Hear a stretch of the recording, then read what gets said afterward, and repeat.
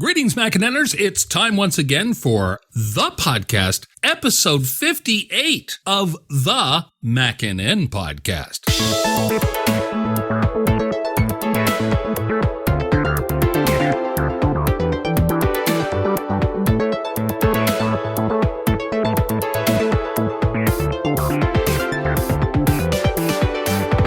Welcome back, MacNNers. Always a pleasure to have you with us. I'm Charles Martin, complete with a new filling as of today. Ooh, dentistry. It's come a long way from the Middle Ages when I was a kid. Anyway, over there in Washington is managing editor Mike. Hello.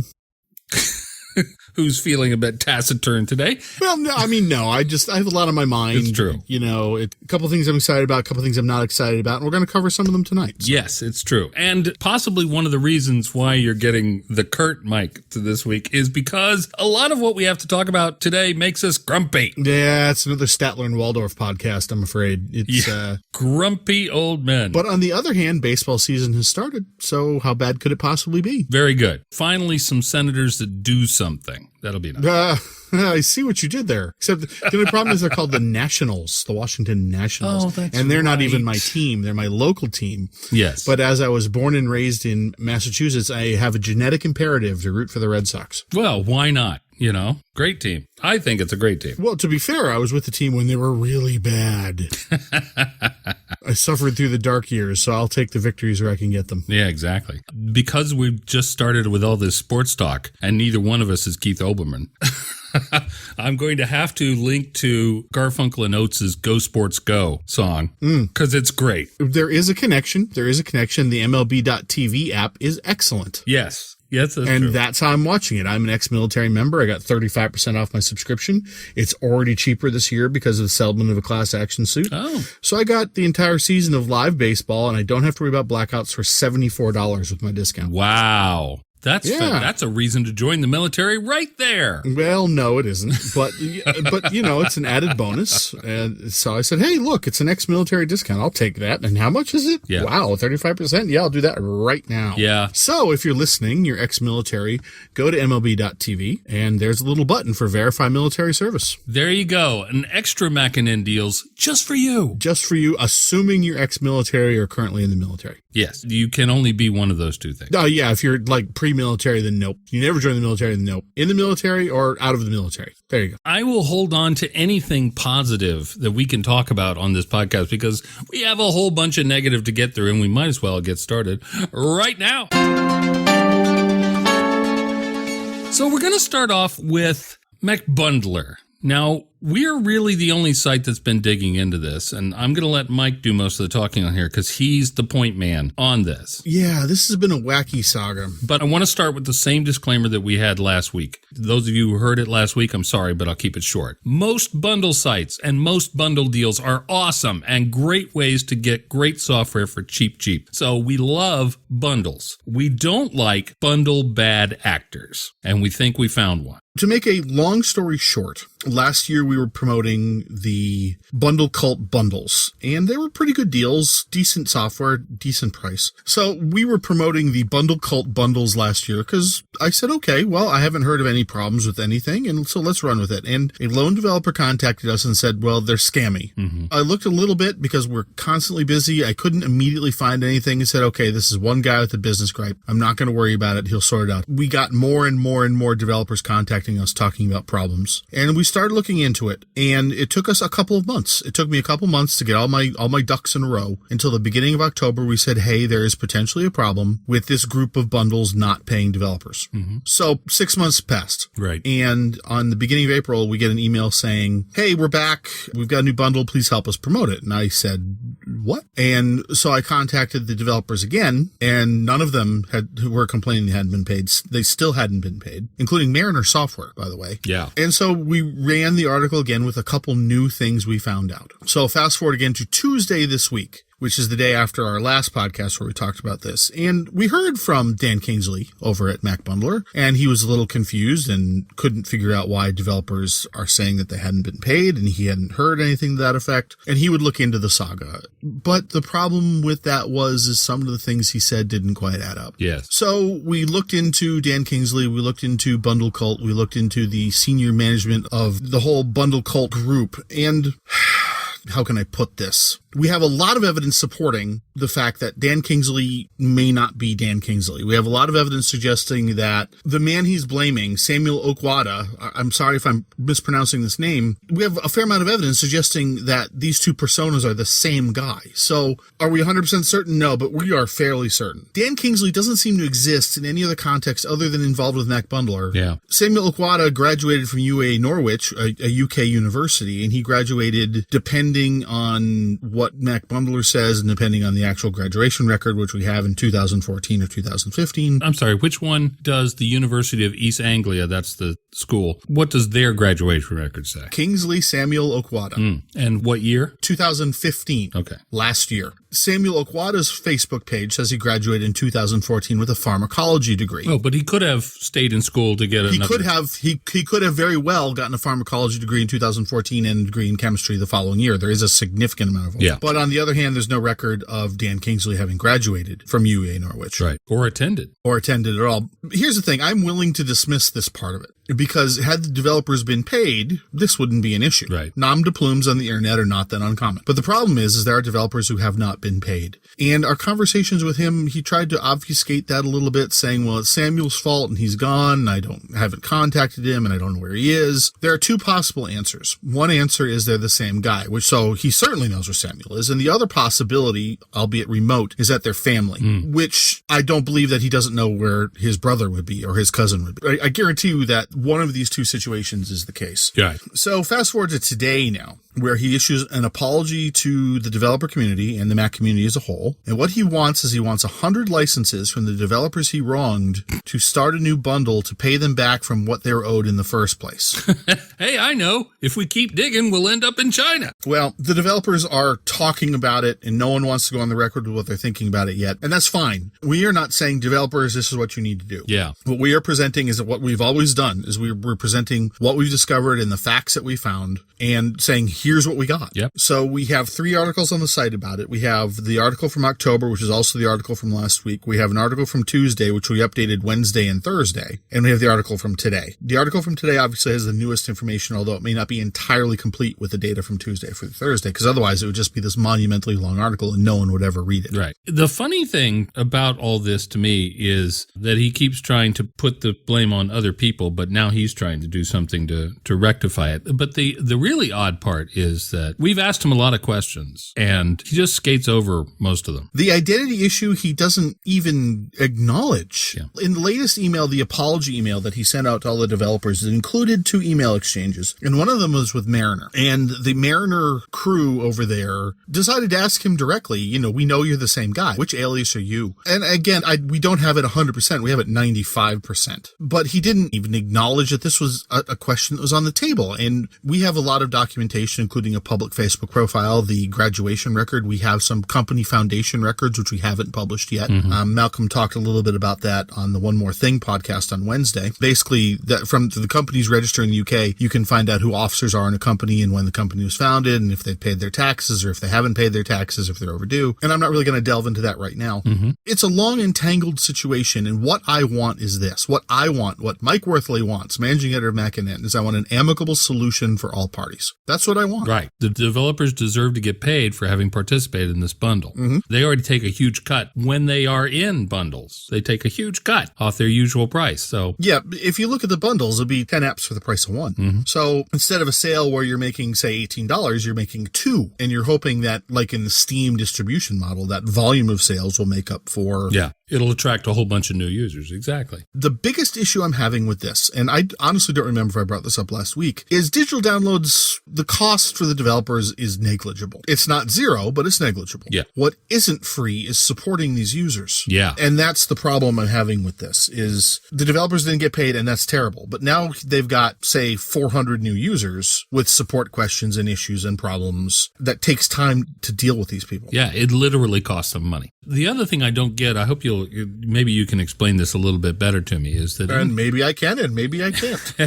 In his correspondence, Dan, air quotes, Dan always says that this was just one bundle that was a problem, and it wasn't even on his site. It was on a spin-off site called Mighty Loots, and he just really seems to try and distance himself as much as possible. Is that the case? No, that's not the case. We've heard from a couple developers from other bundles that haven't been paid, and the vast majority of the problems do stem from the Mighty Loots site. Mm-hmm. That I will say, that is the vast majority of the problems, but it is not all of the problems. Now, in the interest of full disclosure, on Tuesday, he threatened us with a lawsuit. Yeah. He's threatened MacNN with a lawsuit, and I said, okay, you want to do it, come on over to the United States and we'll talk. Yeah. And so far, nothing's developed, and he decided to do this apology instead. And frankly, Dan, if you're listening, instead of hiring a lawyer, pay the developers. Yeah, that would solve it really fast. Yeah, and the thing is that a bunch of developers, say, look, I just want to get paid, and we'll talk about participation in something else after we get paid. It's just, the words are failing me, and I'm not usually a man that's short on words. I usually have strong opinions, and I'm not afraid to share them. This is a troublesome situation. This is a bundle company that has been around since 2010. They're not new. They do pay some of their developers at least. The problem I'm having is I've reached out to the developers who've been in these bundles that Dan has provided me, and I've gone to the Wayback Machine and I've looked up all of them, and nobody has come to this company's defense. Yeah. Not even one developer. And here's something that I want our listeners to think about. Maybe you never bought any of these bundles, and so you're thinking, well, this doesn't affect me, and most of the apps that were in these bundles I don't care about, so this really doesn't affect me. But no, you're mistaken, and here's why. A bad bundler causes developers to be more reticent to participate in bundles generally. And bundles are still a fantastic way to introduce yourself to new software. Most of the bundles I buy, and I have to admit I'm quite addicted to them, I only get one or two of the apps that are in the bundle, I want that. The others, I'm willing to give them a spin, but I don't really know that much about them. And I've made some great discoveries that way. Yeah. Mm-hmm. There's a number of apps that I bought in bundles, and over time, a couple of years later, their license has expired, and now there's a major new version. The developers send out, hey, listen, if you want to upgrade for the upgrade price, you can do that. And I went, you bet. So the developers do get even more money out of it. They can. They don't. That's not necessarily the case with everybody. Well, true. Speaking without wishing to be credited for this statement, one of the developers I've been speaking with says that he just generally feels that the whole bundle thing is a little shady as far as he's concerned. And every time he's dealt with any kind of bundler, there are issues and problems and concerns and things of that nature. And I understand where he's coming from. These bundles do seem like an awful lot of work, no matter how on the up and up the site is. Yeah, I've read stories, developers that had issues, usually quickly resolved, but issues like nobody got the license code, or I'm getting a bunch of calls from people who the license code doesn't work, or, something like that. Right. So these sorts of things do happen. But this particular instance, and we're really the only site that's been doing much reporting on it. We started the investigation and we've been the spearhead on it. Some other sites have very kindly picked up the story now, but we just want to get the word out that this is happening, and we hope everything will work out well. If we can help things work out well, we're up for that. I don't like it. Again, I'm stumbling with my words, and Malcolm did on Wednesday, too. Yeah. It's an ugly situation. If it's a misunderstanding, it's a terrible misunderstanding, and it spans multiple developers. If it is, in fact, the situation where Samuel Okwada decided that he was going to skip out after running some illicit bundles, it's a huge problem. Yeah. Because legally, the Mac Bundler Aegis is responsible for making it up to these developers. Yep. And in a couple of our emails about, he had thought many times about walking away. That's not really an option. Because eventually you're going to annoy a developer so much that they go to the expense to come after you. he could very well walk away, and he would be within his rights to declare bankruptcy in his existing group, and that's what he could do. But never, ever would he be welcome back in the bundling community again. Now, whether that's a loss to the community or not, I leave that as an exercise for the listener. Yeah. Do look at the articles, draw your own conclusions from the data. We have screenshots. There are some concerning things that happened while we were investigating. For instance, on Tuesday, when we were looking into the who is information on the Mac Bundler site, Malcolm said, well, take a look at this. And I said, well, I see nothing. There's no phone number here for me to call. That's the registrar. And he said, no, that's not the registrar. That's Samuel Okwada. And I'm like, no, it's the registrar. And in the 7 minutes that had elapsed between Malcolm getting the first bit of data and me getting the second, the who is information had changed. Yeah, some covering of tracks there. I'm reasonably certain that it's covering tracks, eradicating contact information, and that kind of thing. It certainly seems like that, and very well timed. Once Dan Kingsley discovered that people were looking into this, starts changing web server records. That doesn't look good. Now, I am even willing to give some benefit of the doubt. I'm willing to say that Samuel did all these registrations. Samuel did this. Samuel started all this. Maybe not. I implore the reader, and you're probably tired of hearing this from us, I implore the reader to look at the articles, see what data we've got, and draw your own conclusions. Yeah, here's the thing, and this is where we're going to leave this part of the conversation off, okay? In the article today, we have made a PDF of the letter in its entirety, the apology letter in its entirety, including the attachments with the email, which were 2 email exchanges from 2 developers that weren't paid that Dan Kingsley included in the emails. Now, if you remember back about 10 minutes ago, I said that he had said that everyone had spoken with him. He didn't have any idea who hadn't been paid. But the thing is these emails go back to 2015. Right. With Dan's name on them. So that right there is not what he told us on Tuesday when we sent emails back and forth over the period of about a half an hour on Tuesday. Yeah. So this story, like Dan's claims, are evolving. And so we will continue to stay on it because we feel like this is hurting the Mac community. And we want to make sure that it gets resolved so that the community as a whole is not hurt. It's a saga, and it's continuing, and we will stay on top of it for you. We'll keep you posted. And in the meantime, let's move on to more bad news. Yeah, speaking of sagas...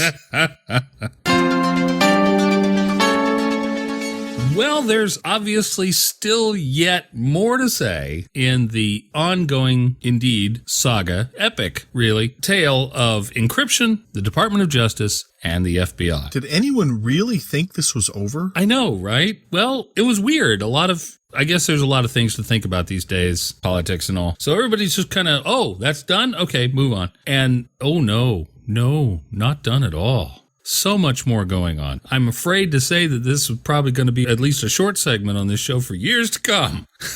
Yay. Yeah, I know, right? Remember back when it was just about San Bernardino? Well, we fixed that. But now there's Brooklyn and Boston and a national debate on encryption. And that San Bernardino case left us with a lot. Not a whole lot of good, I'm afraid. What I'm concerned about right now is I'm looking at various venues' coverage of the encryption saga. Mm-hmm. And it's like everyone forgot what happened in San Bernardino as far as public opinion shift. I mean, yes, sure, the pendulum could swing back. It depends on a bunch of things. But basically what happened was the public initially came out and said, the FBI, they need to be able to get into these things. And then some sites like us started talking about the larger, wider implications of that. And suddenly the public went, oh, wait a minute.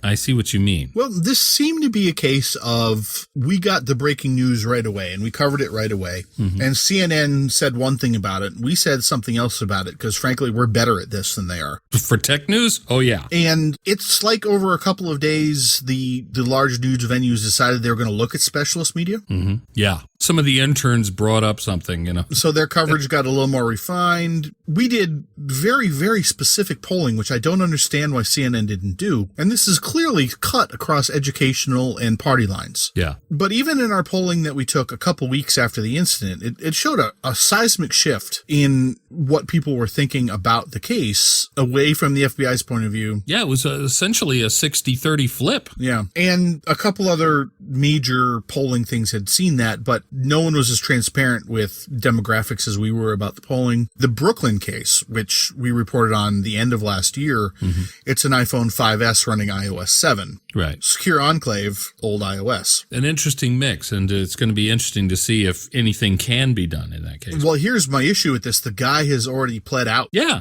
He pled guilty. He just can't. He pled guilty. He claims he can't remember the passcode, so he can't open the phone. Yeah, okay. Sure.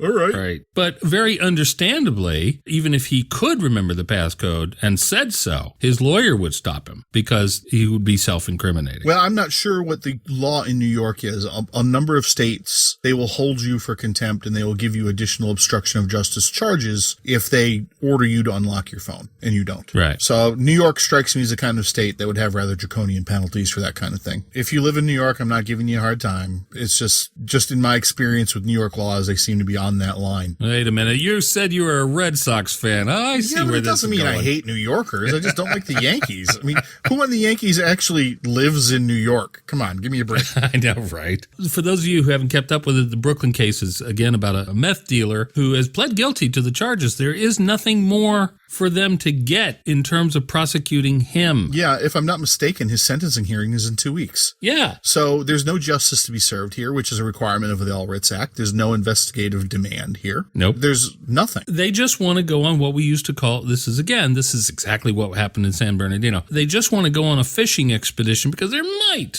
and it's a meth dealer, there probably is, some names and numbers they would really like to get a hold of. Well, they've already got the numbers. This is the thing that always gets not mentioned. Apple and the carriers between them have provided all those records of who was called and when. Yeah, and where he's been in cell phone towers and triangulation in the city and his locations, et cetera, et cetera, et cetera. Yeah. So the FBI should, in this case, the Department of Justice, should have all that information, but they just want to see if there's anything more there. That's it. They just want to see. Well, even the FBI lawyer, when asked if there's anything on the San Bernardino 5C phone, he's like, we're still trying to figure out if there is, which means there's not. Yeah. Because if there was something that they could take down a terrorist cell in Oshkosh, Wisconsin, they would say that this information came off the San Bernardino 5C. Yeah. They would wave that flag up and down Capitol Hill and across national television. Yeah, exactly. But instead, you've got a sheepish lawyer going, I don't know. Please, they're still determining what's on a 16-gigabyte iPhone C. They'll be determining that for many, many, many, many years to come. They'll just never own up to it. Except they won't be really. There's nothing on the phone. So that's the Brooklyn case. And in that case, the judge in that case, James Orenstein, said,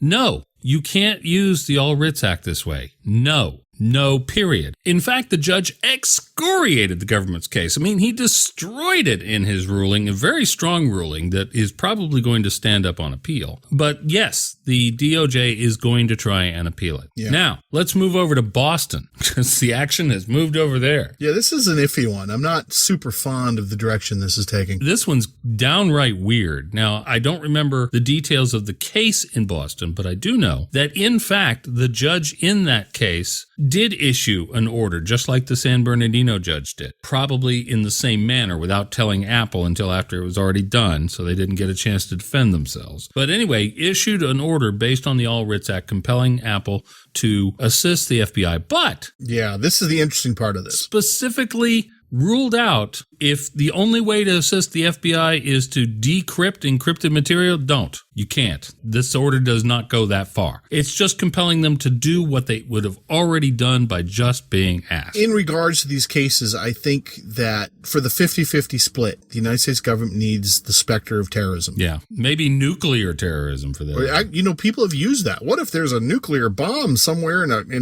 a freighter? In a phone. Well, because there's radiological detectors in all the ports of the United States. So right. Anyway, moving back to my original point, I don't think the American public is going to have the same 50-50 split if it's gang-related or a drug dealer. Yeah. Maybe, pedophiles, it goes up a little. But these are, for lack of a better term, and not wanting to sound like I don't care, but these are small potatoes kinds of cases next to terrorism, right? Yeah. Or other plans for mass destruction. I care a great deal about it, but the data that law enforcement needs, they can get now from Apple and the carrier. Yeah. There isn't anybody recording every phone call anymore, or at least nobody we know about.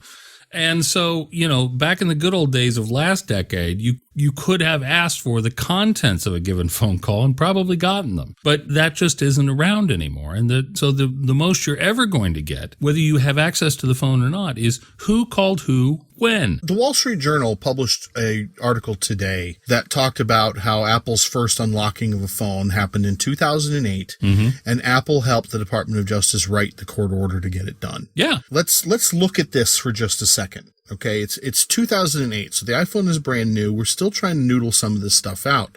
And what happened between 2008 and now? In 2013, the Snowden papers were released, where it was discovered that, hey, the United States government and the UK government are actively spying on its citizens. And if they're looking at this one suspect over here and they get 15,000 more Americans' communications in the same time, that's just too bad. Yes. We'll just go ahead and rifle through that at our leisure. Right. That's exactly what happened. And from that moment on, Apple went on a tear of making their software more secure. Yeah. So that's the sea change that everyone is complaining about. This is not about, in my opinion, this is not about brand marketing. This is not about corporate image. This is about, you screwed us, federal government, U.S. government. Yeah. And we are going to make our phones safe for our customers. And frankly, we should welcome that. We should welcome these phones being secure, because if they're not secure, then individually we're going to have problems. Yeah. Case in point, look at the Flash update from 2 weeks ago. Yeah. 2 weeks ago, Adobe put out a Flash update. It says it's the most secure, doing great, no problem. 2 days later, an exploit comes out with a Flash-related ransomware that encrypts Windows 10 hard drives.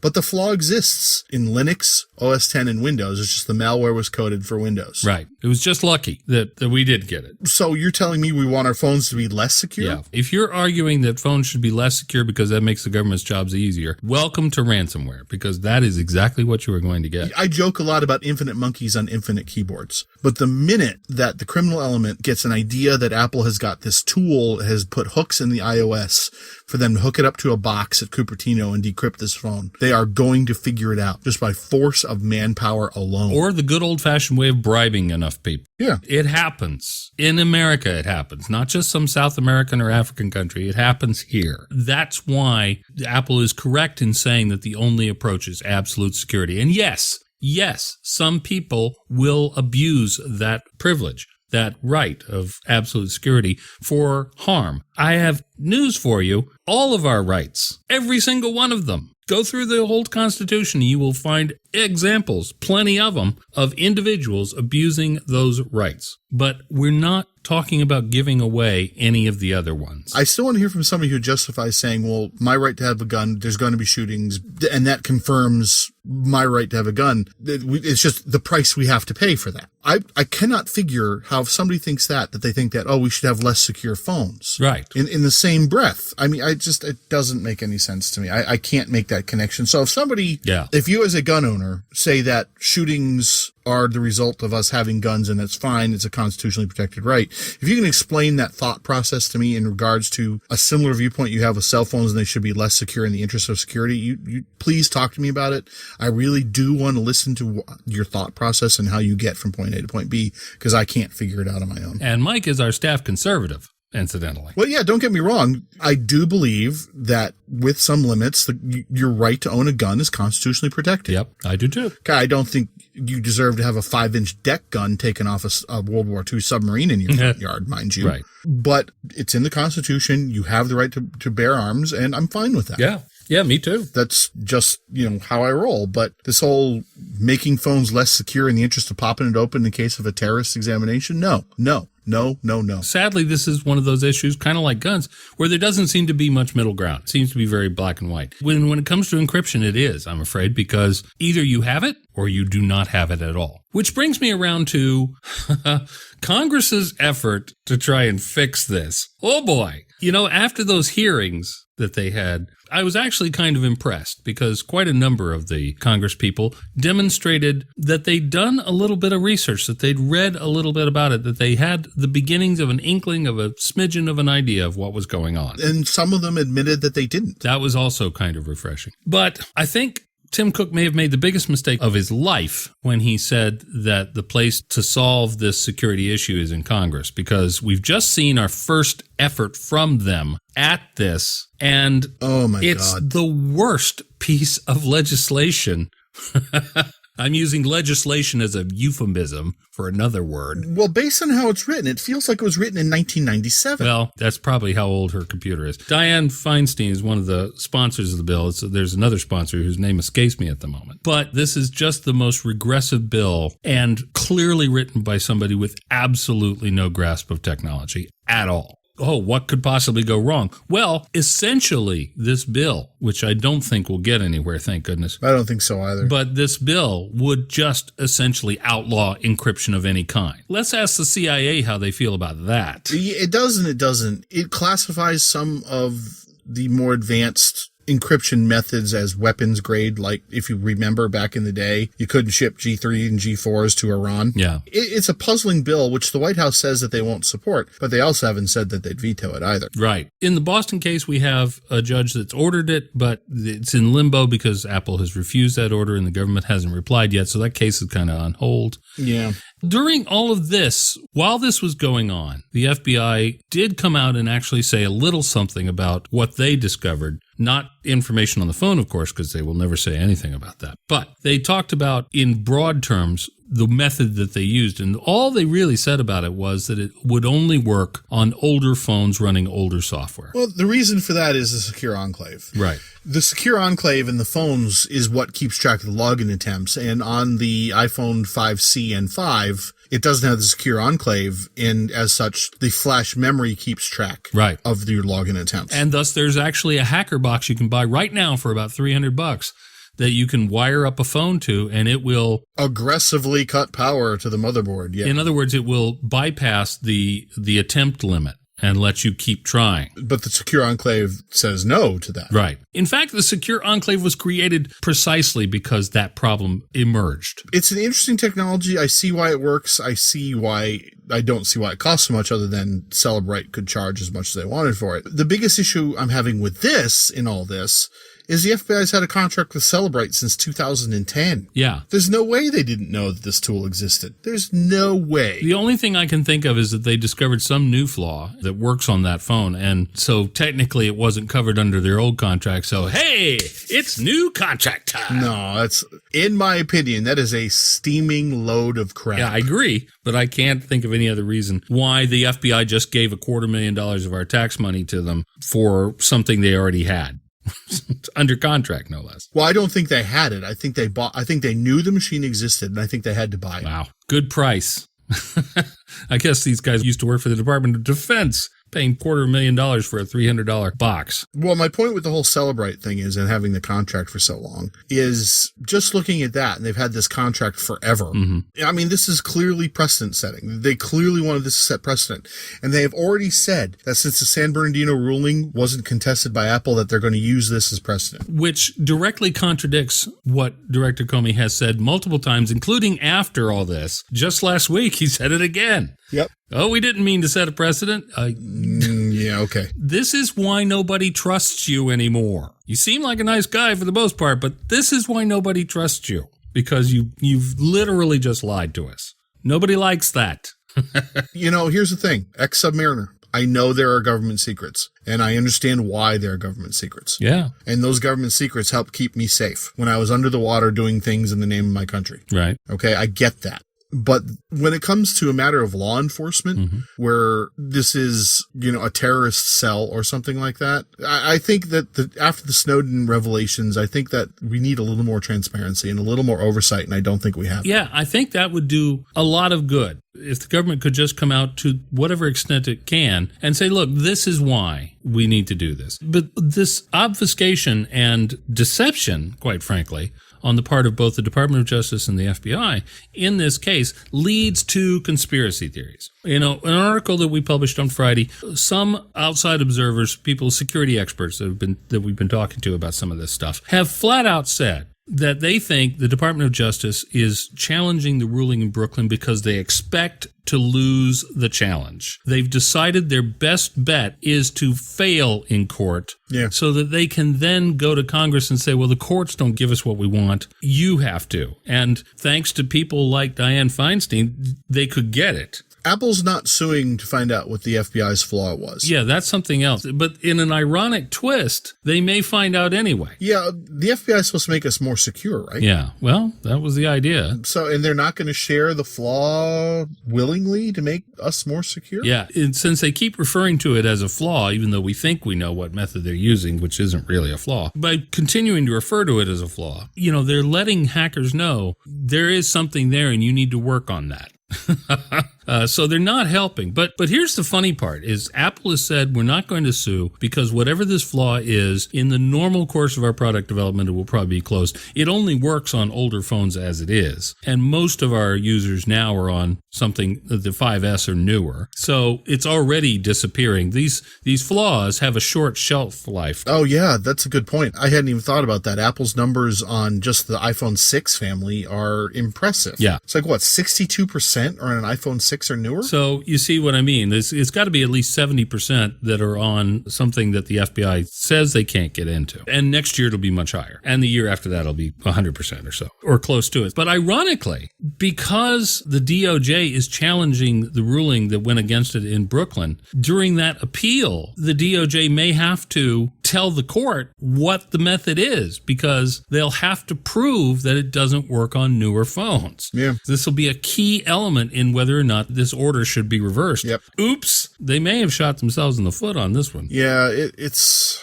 I want this to wrap itself up because I'm so tired of writing about it, but it's not going to. This is going to be a multi-year saga, and it is a conversation that we as a country have to have. But I would like you, the reader, to think about this for a second. If we are relying on an iPhone to give us information on a potential terrorist attack, then the rest of the United States intelligence gathering services, which are paying multiple hundreds of $billions over the span of 10 years to provide resources for, then that is falling down. Yeah.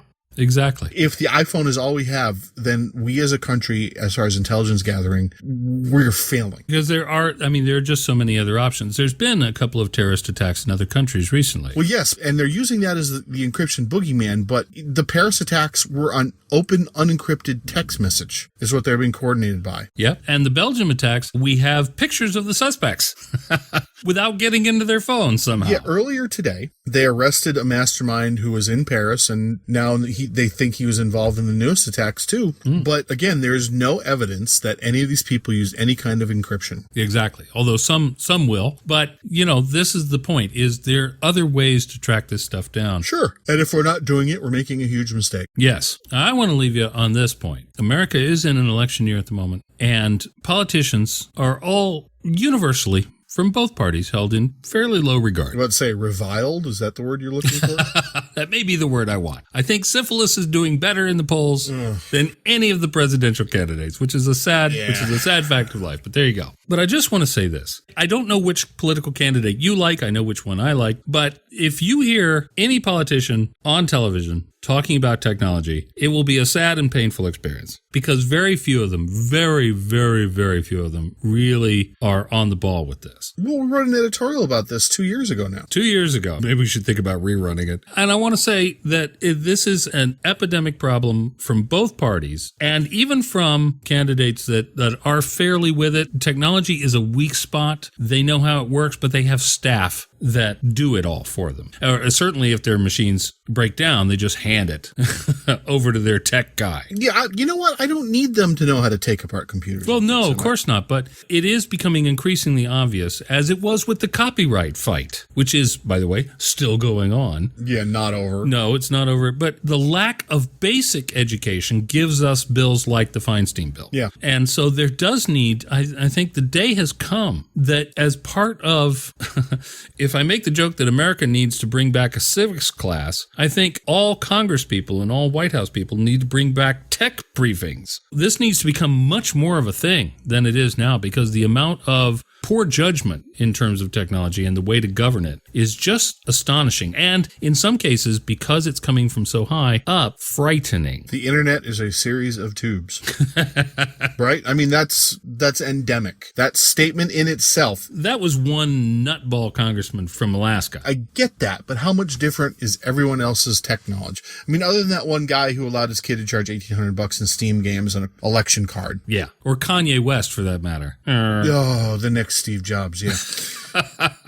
But more importantly, if there's any one group or governmental body that I would like to get a really thorough tech briefing, it would be the Supreme Court, because ultimately that's where it all ends up. Yeah, and they do not appear to have any interest in that. No. So let's just play the music and move on to something that sucks a little bit less. Unfortunately, it doesn't. I'm afraid the barrel is very, very negative this week, but we will move on. Sad trombone.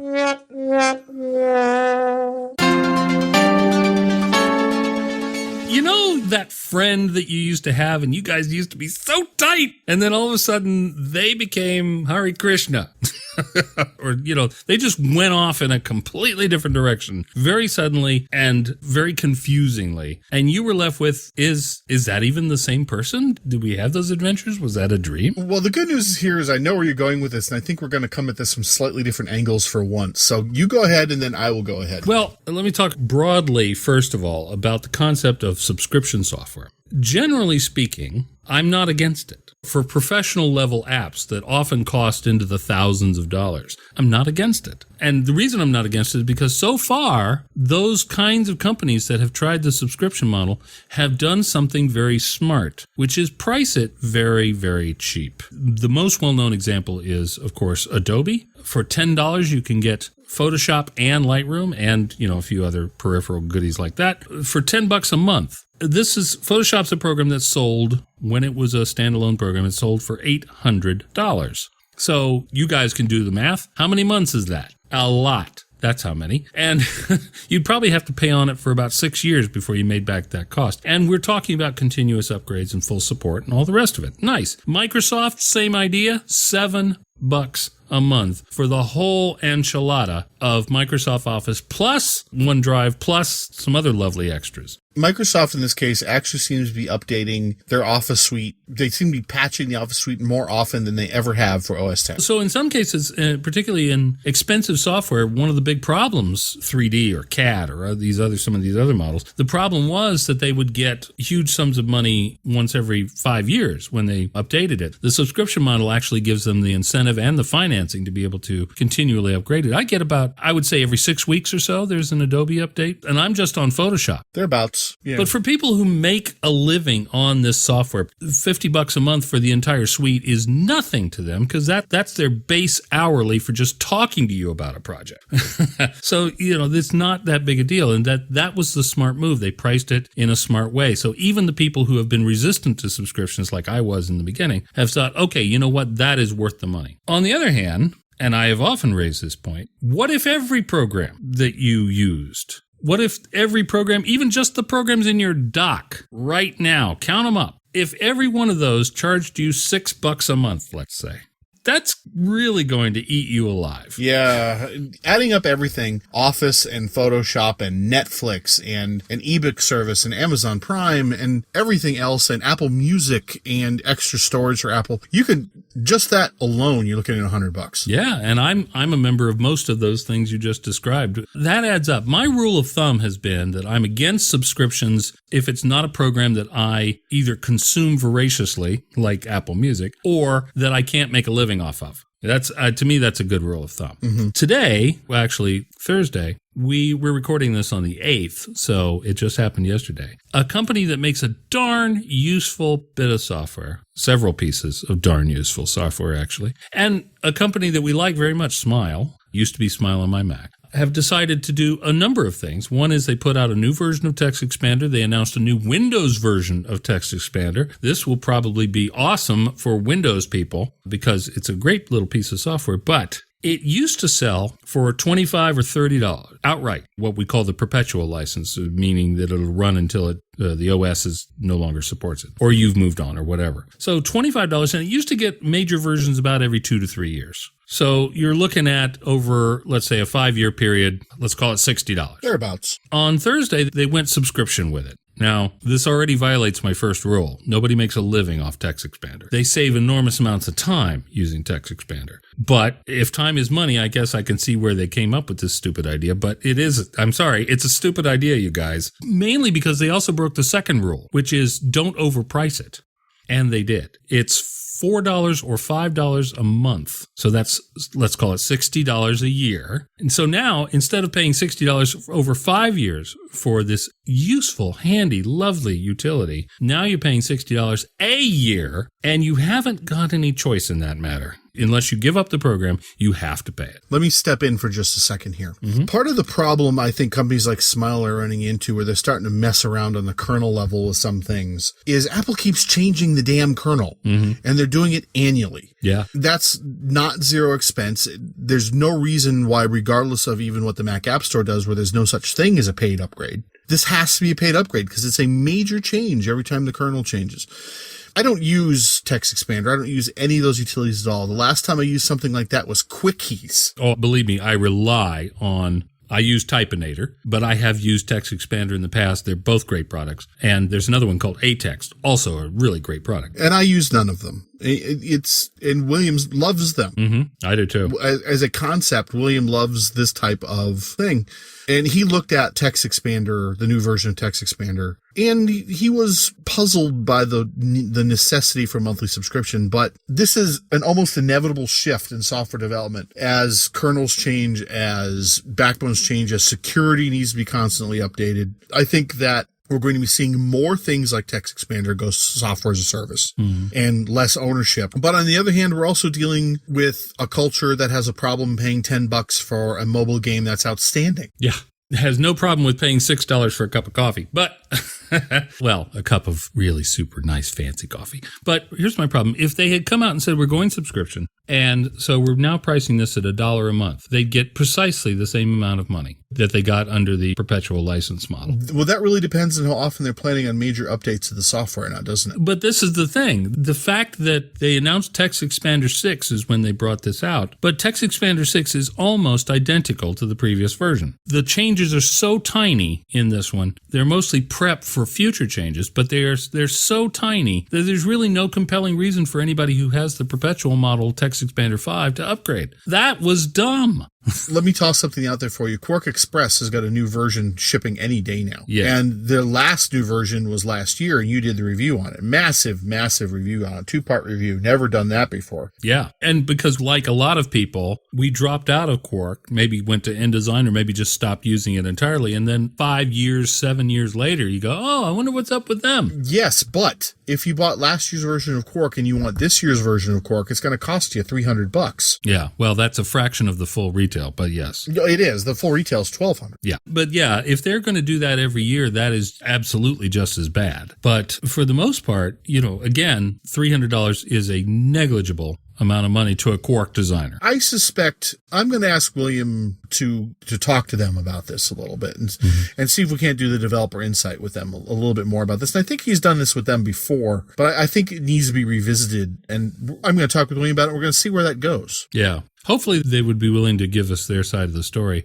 Part of it that bugs me is that some of this money is to pay for cloud accounts because they're now requiring that as well. Yep. I think that's going to rub a lot of users the wrong way. The feedback we've been getting, to be fair, it is early days. Maybe people will change their mind. We talked earlier about shifts in public opinion, but the feedback we've been getting from our readers is Text Expander is great, but it's not essential. It's not the core of my business. It's not Photoshop. Yeah, it isn't Quicken. It's not Microsoft Office. It's just not at that level. It's just a useful utility. And if they get away with charging $5 or $6, let's just say $5, then, Fantastical will too. And Typinator and Radium. And so everything in your menu bar will suddenly cost $5, and everything in your dock will cost $5 a month. This is exactly what Mini Colo was talking about when they announced they were merging with Mech Stadium. That's right. Is they were talking about they're seeing a shift in the industry to this kind of thing. And they're right. And we talked about at the beginning of this segment. Just think about all the stuff you subscribe to now, and it adds up. AOL has a significant amount of money that they generate every month from people who forgot that they signed up for the service. I had a friend of mine who's older than I am who was doing this, and I pointed it out to him, and he went, well, it's just $5 a month. And I went, no, that's $60 a year. Yeah. Oh, and then he called him up. I could give that money to PBS. Yes, exactly. You could give that money to PBS and get a nice tote bag. Yeah, right. Get something out of it. Well, let's play the music. I want to talk about something very, very quickly before we pat ourselves on the back. All right, very good. So, okay, Nook. Let's talk about Barnes & Noble Nook for a minute. Oh, yes, let's talk about this, please. They're bleeding cash. They've been bleeding cash for years at this point. Well, we don't put our MacNN pointers on there. We could save them, but we don't. Yeah. They have just sold a large portion of the Nook business to an Indian outsourcing firm. Now, to be fair, this Indian outsourcing firm, they actually have an office in Herndon, Virginia, not all that far from me. Oh. But if you look at the Glassdoor employee ratings, Glassdoor.com, where people can rate their employers, yes. You'll see that employees are often thrown, here's a new technology, learn it or die, into that kind of environment. So they sold to this company, and they're going to save $15 million a year just on this move. Right, by handing off these key technologies. And closing several offices and laying off many people. Right. Okay, so they're going to save $15 million a year by doing this, but here's the problem. They're losing $15 million a quarter on the Nook itself. That does seem like an issue. And they could use some of that $15 million to put up billboards around the country saying, Nook is going away, because that's really what's happening. One of the industry watchdogs said that it's called benign neglect, where they're still paying to keep the service alive, but they're not growing it at all. This happens in the gaming world a lot. It does happen in the gaming world a lot. And it's a shame. The Nook ecosystem is interesting. The Kobo ecosystem is interesting, and they're both swirling the drain. Yeah. And they're swirling the drain because of Amazon and Apple. Much more Amazon, I have to say. Much, yes. 66%, I think. I think Amazon captures 66% of the ebook market. I think Apple will be plenty fine with their 30%. It's especially as profitable as it has been for them. So it's a shame, and it's been mismanaged. And the same watchdog said, well, if this was important to Barnes & Noble, keep in mind that Barnes & Noble sells $1 billion of books a quarter. Yeah. And yet they're losing $15 million a quarter on the Nook. So it is a minor portion of their overall business. Yeah. That's why we think the machines will continue to work for a while, but... Well, you can always sideload. Yeah. You can always put your own content on there. But that's, using something like Caliber or something like that. Ebook buyers tend not to be hackers who sideload. Let's put it that way. I don't think that will happen, and so it is kind of sad to see the neglect of it. But, Amazon has been pretty cruel with their older Kindle readers as well. So. Well, here's the thing. The Nook App Store is closed worldwide. Right, yep. The UK Nook bookstore closed. They closed it last month. Right. This is bad. Clearly, the Nook is swirling the drain. Now, refresh me on this. Nook, they're the ones who had the deal with Samsung. Yes, that's right. The Samsung was going to make the readers. Yes, that's right. They did, actually. Yeah. Now that I'm thinking about it, they actually did. And yeah, I bet you that worked out really great. Apparently not. So I just wanted to mention that. We wrote an article about it today, and it's not very well covered in the tech press. I'm sure they are preparing another thing that will save some more, and another thing that will save some more. But this is, we see big job layoffs handled in the same manner. Well, we're just going to lay off 5,000 people. Well, then another month goes by and another 5,000 people go. Speaking of tech press, in the last week, Mashable's lost a lot of people in politics and news. Yeah. And before that, it was The Escapist lost, I think, 105 people. Yeah. Consolidation in the independent journalism right now is hard. It really is. Now, last week we spent a little time talking about our 20th anniversary. We're proud to have made it this far. We hope that we continue to have a future, but we do find ourselves in a very, very changing market. Every year. I mean, I've been at this job for 4 years, and you've been at this job, let's see, this stretch is 6 for you, right? Well, on this run, yes. I was here before. And before then it was a couple of years, yeah. And every year is something new and wacky. Yeah. I was talking with somebody the other day, and they said, no, all the same Mac sites are still here that were here in the 90s. I said, oh, yeah? Oh, no. Did I ever mention I used to work for Mac Central? Yeah, bought by Macworld, and now Macworld is gone. Yeah. It's changed a lot. There are a few core sites that have been around for quite a while, and we're glad to have them around. The thing that kills me about this, Mike, is that most of these sites that we have reported on that have closed, some gaming sites. Well, when AOL did their big purge, TUAW went away. Yes, the unofficial Apple weblog. That hurt. That really hurt. But Joystick, that's right, Joystick. Joystick with a Q. I mean, they're still alive sort of in spirit over at Engadget. But the thing that bothers me, and these two, the Escapist and Mashable in particular, this bugs me because these companies that we're talking about were profitable. Yeah. They were not losing money. They were profitable. They just weren't profitable enough. Yeah, TUAW, according to the information I've got, was making a small amount of money, but they were making money. Yeah, so they could support that staff and those people. So anyway, let's break our arms. Play the music. Okay, all right. Finally, I think I have found at the very, very bottom of this barrel, I found some good news. Yay. So I'm going to go for it. Let's go. Well, I reached down to the very, very bottom of the barrel and I found two things. William Gallagher, who's going to tell us about his app of the week, Oh boy. And then the other thing is our new book. Yes!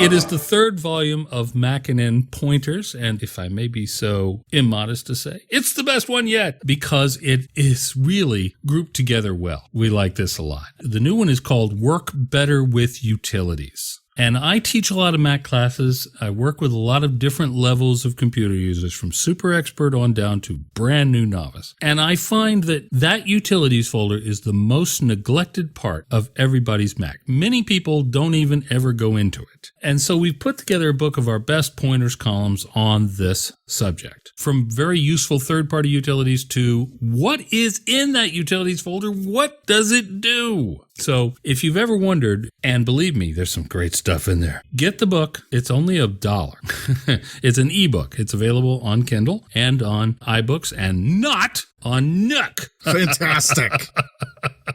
And then take a look and see what you think. And we'd love to hear what you think of it. Most of the comments we've gotten about the previous 2 volumes was this one section solved a problem or it showed me something that I didn't know I needed and now I need it.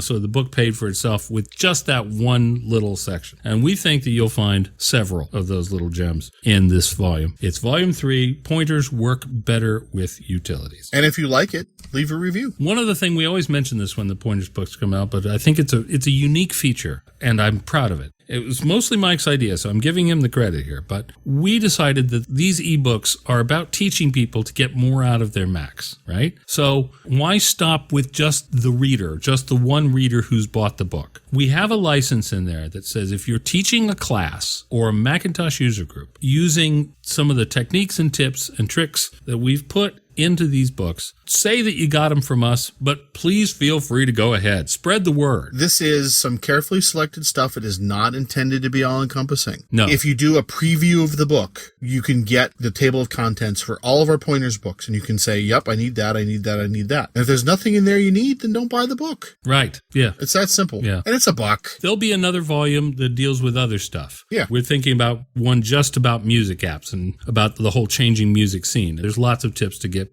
more and better music out of your computer than you get now. We have a PDF on this topic, in fact. Yes, we do. A free one. You don't even have to pay for it. Nope. But yeah, at $1, we feel like the reason we priced it like that is because we wanted it to be accessible to anyone. We're really pretty happy about this. We hope you'll take a look. The previous 2 went to #1 on iBooks and Kindle in their category of Mac Tech books, and we'd love to see that happen. 3rd time's the charm, so, Well, I will have to admit, I haven't really been following it that closely this week. It has been a very busy week. Oh, jeez. I know, really. Volume 4 will be MacNN Pointers, How to Avoid the FBI. MacNN Pointers, How to Take a Nap. We certainly could stand for one of those, indeed. Couple. Turn off the internet and go outside. Get the hammock out. That's volume 5 right there. And as we generally do on the MacNN podcast, we have the other member of the barrel. He's still wearing the barrel, in fact. Poor underpaid William Gallagher. Man. Who every week comes to you with a new app of the week, something he's found that he absolutely loves usually, or warns you about something he absolutely hates. What is it this week? Let's find out what he's got. William, what is the app of the week? I am honestly surprised that I'm picking this as my app of the week because there's not a lot to it and we kind of already got it, but it's just nice. Streets 3.0. It says it brings the old Google Street View back to the iPhone. And it does, but we've kind of still got that. Previously, Street View was in Google Maps, which was on iPhones, and then it wasn't. And then Google brought it back, but it was too late. Apple, all this stuff. You can now elect to go into Google Maps as a third-party app, and within that, if you can work your way through its very confusing interface, you can get into Street View and you can poke around to see where you're going. You can make useful use of this by looking to see where the office you're going to. What does it actually look like when you get there? Is it the blue door? That kind of thing. Or you can just kind of nosy around friends, neighborhoods, all that stuff. All within Google Maps. And now also all within Streets. This is a separate app. So there's no difference. You have to leave Apple Maps to go into a separate app to see this. You could just go into Google Maps. But it does connect a little bit more. Streets is available as a transport app. from within Maps. When you've got a route up, you can tap on the end, see the route, and see Street's view of the end destination. It's a little clunky, but it's quicker than it is leaving one and going into the other app, swapping to Google Maps. And the thing I really like the most, though, is unlike Google Maps, Streets brings Street View to the Apple Watch. Utterly silly and really useful. It only takes one shot. You get a 360-degree view from Street View, so you can't walk down the street with it the way you can on the iOS version. But it is oddly captivating, having a quick look around with that. So, for no other reason than I just like it, Streets 3.0 is my app of the week. And it's currently on sale. It's in the App Store for 50% off at a launch price. It's only $1. How can you resist? Well, that about wraps it up for episode 58 of the MacNN podcast. I'm the editor, Charles Martin. I'm so pleased to have spent a little bit of time with you. Over in Washington, D.C., the center of it all, managing editor Mike over there. Yeah, it really kind of queases me out sometimes you're right about this. I keep on looking out my window that's right above my desk and expecting to see the black helicopters above my house. And you know, although I live in Victoria and we used to have more tech stuff than we do now, but we have some tech stuff here, and I'm just a short boat ride away from Seattle and Vancouver. Oh, they could come get you too. The rest of our staff scattered all around the world. For their safety. Undisclosed locations. I will say, however, that Dick Cheney is in one of them. In the meantime, I'm Charles, that's Mike, and on behalf of the entire staff of MacNN, we appreciate your readership, we appreciate your listenership. Let everybody know, and we will see you next week because, believe me, there's more of this to come. We will attempt to make it more upbeat. Yeah. Although, to be fair, this wasn't as wrathy as it was when the FBI thing first started. Oh, I know. We were so wrathy. Oh, I was pissed. Tune in to find out whether we're blowing our stack or happy as clams on the next episode of the MacNN podcast. Good night, everybody. Good night, everybody. Goodbye.